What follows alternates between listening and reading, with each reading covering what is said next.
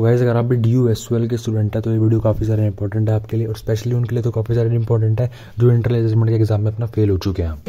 तो देखिए सिंपली मैं आपको बताने वाला हूँ, अगर आप इंटर असेसमेंट में फेल हो चुके हैं तो आपका ये क्या प्रोसीजर है, आपका क्या करना होगा। काफ़ी सारे बच्चे हर साल फेल होते हैं इंटर असेसमेंट में, और इस साल भी काफ़ी सारे बच्चे फेल हुए हैं जिनके अच्छे मार्क्स नहीं आ पाए हैं, या कह सकते हैं वो फेल ही हो चुका है प्रॉपर, उनका मतलब ऑटो सबमिट हो गया, या कह सकते हैं इतना पढ़ के नहीं गए वो, इसीलिए वो फेल हो गए इंटर असेसमेंट एग्जाम में। और उनको अब ये क्वेरी है कि हम अगर हमारी बैक आएगी सब्जेक्ट में, हमारा अगले साल री एग्ज़ाम होगा, हम इसी सेमेस्टर में रहेंगे अगले साल भी, क्या दिक्कत हमारे आएंगी इंटर असेसमेंट में फेल होने से हमारे। तो मैं आपको सबसे पहले आपको इन्फॉर्मेशन देने वाला हूँ इस बात के ऊपर। तो देखिए सबसे पहले मैं आपको बता दूं, इंटरनल असेसमेंट जो होते हैं वो 12th के बोर्ड के प्रैक्टिकल की तरह होते हैं। 12th के बोर्ड के प्रैक्टिकल और इंटरनल असेसमेंट बनाए इसलिए होते हैं ताकि वीक से वीक बच्चे को एक एडिशनल पुश मिल जाए ताकि वो पास कर जाए अपना सेमेस्टर का एग्जाम। ठीक है, क्योंकि हर बच्चा इतना इंटेलिजेंट नहीं होता, इतना एफिशिएंट नहीं होता कि वो एक क्वेश्चन का 4 पेज का आंसर लिख सके, इंग्लिश में 4 पेज का आंसर बना के लिख सके, इतना पेज भर के आ सके। हर बच्चा इतना इंटेलिजेंट नहीं होता। ठीक है, तो इंटरनल का एग्जाम इसीलिए बनाए होते हैं क्योंकि वो ईजी होते हैं और वो ईजी टू स्कोर होते हैं। तो वो इसीलिए बनाए होते हैं कि काफ़ी सारे बच्चे जो अगर थ्योरी में इतना नहीं लिख के आ सकते, वो इंटरनल असेसमेंट में छोटे छोटे क्वेश्चन जो MCQ क्वेश्चन आते हैं उनको करके वो पास हो जाएं, और उनको एक एडिशनल पुश मिल जाए पास होने के लिए। मतलब उनको थ्योरी में इतनी मेहनत ना करनी पड़े क्योंकि वो थ्योरी में इतना नहीं कर सकते, इसलिए इंटरनल बनाए गए हैं ताकि उनको थ्योरी में अगर कम भी कर पाते हैं वो, तो इंटरनल को करके उनको एक पुश मिल जाएगा और वो पास हो जाएंगे। पर काफ़ी सारे बच्चों को ये दिक्कत है कि अगर वो इंटरनल असेसमेंट में फेल भी हो गए हैं, तो आप अगर वीडियो देख रहे हैं तो आप फेल ही हुए हैं किसी इंटरनल असेसमेंट के एग्जाम में, तो अगर आप फेल हो चुके हैं तो आपका क्या प्रोसीजर है।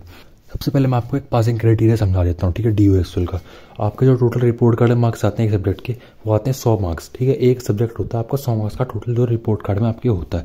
अब वो 100 मार्क्स बनते कैसे हैं, 100 मार्क्स के अंदर 25% जो टोटल मार्क्स होते हैं आपके, 25% मार्क्स लिए जाते हैं आपके इंटरनल असेसमेंट के। जैसे इंटरनल असेसमेंट आपका 70 मार्क्स का होता है तो उसके 25% मार्क्स लिए जाएंगे।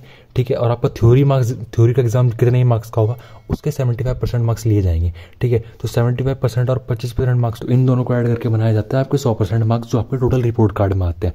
ठीक है, तो आपको जरूरी नहीं है आपको इंटरनल में अलग से पास होना है, थ्योरी में अलग से पास होना है। ठीक है, ये जरूरी नहीं है। आपको पता होगा आपको 100% मार्क्स में से या 100 मार्क्स में से कह लीजिए आपको 40% मार्क्स लाने होते हैं पास होने के लिए। ठीक है, तो आप मान सकते हैं कि 100 में से आपको 40 मार्क्स चाहिए होते हैं पास होने के लिए। तो उसमें 25% इंटरनल होते हैं और 75% जो होते हैं आपके थ्योरी के एग्जाम होते हैं। तो काफ़ी सारे बच्चे जो इंटरनल में फेल हो चुके हैं उनको मैं ये बात बता दूं कि आप पे अभी भी टाइम है, अभी भी अपॉर्चुनिटी है पास होने की। आप फेल नहीं होंगे अगर आप मेरी बात मान लेंगे तो। ठीक है, तो अगर आप फेल भी हो चुके हैं तो आपको सिंपली क्या करना है, आपको ये पता होगा कि आप 100 में से सिर्फ 25% मार्क्स में खराब करा है आपने, मतलब 25% मार्क्स ही कटे हैं आपके। अभी आपका थ्योरी बचा हुआ है जो 75% की वेटेज रखता है। ठीक है, और पास होने के लिए आपको पता होगा आपको 40% चाहिए होते हैं सिर्फ। ठीक है, तो आपके पास 75% की अपॉर्चुनिटी अभी भी है। तो अगर आप अभी भी थ्योरी में अच्छा स्कोर कर लेते हैं, मतलब थ्योरी में अच्छा स्कोर कर लेंगे, तो आपको इंटरनल में जो भी आपके मार्क्स कटे हैं, आप जो भी फेल हुए हैं वो कवर अप हो जाएगा, आपके 40% मार्क्स बन जाएंगे जो पास होने के लिए चाहिए। पर अगर आप इसमें भी फेल हो चुके हैं और थ्योरी में भी आप अच्छा नहीं करके आएंगे तो आप फेल हो जाएंगे, क्योंकि आपके 100 पूरे मार्क्स में से 40% मार्क्स नहीं बन पाएंगे तो आप फेल हो जाएंगे। ठीक है, तो अगर आप इंटरनल असेसमेंट में फेल भी हो चुके हैं तो आप कुछ नहीं करना है, अच्छे से पढ़ाई करो, सब्जेक्ट्स में भी आप फेल हुए और थ्योरी में ज़्यादा से ज़्यादा स्कोर करने का कोशिश करो। ज़्यादा से ज़्यादा स्कोर करोगे तो आपका थ्योरी का भी कवर हो जाएगा और जो आपने इंटरनल असेसमेंट में लॉस करा मार्क्स का वो भी आपका कवर हो जाएगा।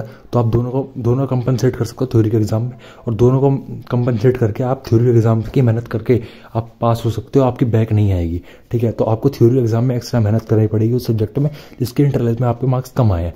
ठीक है, और अब मैं बात करता हूँ उन बच्चों की जिनका भी अटैम्प्ट बचे हैं, मतलब जिनने एक ही अटैम्प्ट दिया है वो एक में फेल हुए हैं, उनका एक अटैम्प्ट भी बचा हुआ है, या आपका इंटरनल असेसमेंट में अभी आपने दिया नहीं है, आप ये मान लीजिए। ठीक है, तो मैं अपने चैनल पे जो इंटरनल असेसमेंट के क्वेश्चन है सेमेस्टर 1 के वो अपलोड करने वाला हूँ, क्वेश्चन के आंसर अपलोड करने वाला हूँ। तो अगर आपने इंटरनल असेसमेंट के क्वेश्चन के आंसर अभी तक नहीं आपको आते हैं, या आपने अभी टेस्ट नहीं दिया, अटैम्प्ट नहीं दिया, आप अगर इस वीडियो को देख रहे हैं तो आप मेरे चैनल को सब्सक्राइब कर लीजिए, क्योंकि मैं ऐसे ही और भी इंटरनल असेसमेंट के आंसर अपलोड करने वाला हूँ। हर सब्जेक्ट के मैं क्वेश्चन अपलोड कर दूंगा, आंसर अपलोड कर दूंगा, ताकि आप भी अच्छे से अच्छे मार्क्स स्कोर कर सकें और आपको फेल होने की नौबत ना आए। तो सब्सक्राइब कर लीजिए DU/SOL के अपडेट्स के लिए ऐसे ही।